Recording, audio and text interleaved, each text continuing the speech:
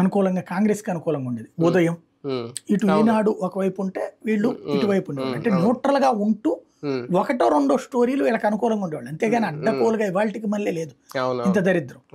అప్పుడు over నెత్తినేసుకునే system ఉండేది కాదు. పాలసీ బేస్డ్ డిబేట్ నడిపేవాళ్ళు పత్రికల్లో కూడా. అలాగే 94 వరకు నడిచింది.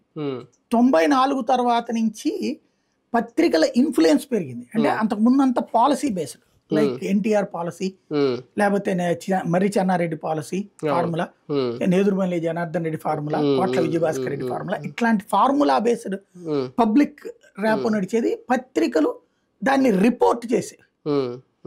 95 తర్వాత అంటే ఎన్టీఆర్ని గద్దెదించడం ప్రారంభించడం దగ్గర నుంచి పత్రికల ఆధారిత జర్నలిజం నడవడం బిగినైంది. 95 టు 2004 దాకా అది నడిచింది. 2004 నుంచి TV based journalism, TV based politics కొంచెం స్టార్ట్ అయింది అప్పుడే.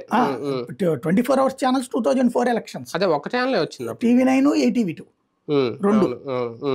కానీ అప్పుడు ఆ ఛానళ్ళు కూడా అడ్డకోలుగా లేవు, వన్ సైడెడ్ గా లేవు. బట్ టీవీలలో తమది ఫోకస్ చేయించుకోవడం అనేటటువంటి ప్రయత్నం చేస్తుండేవాళ్ళు.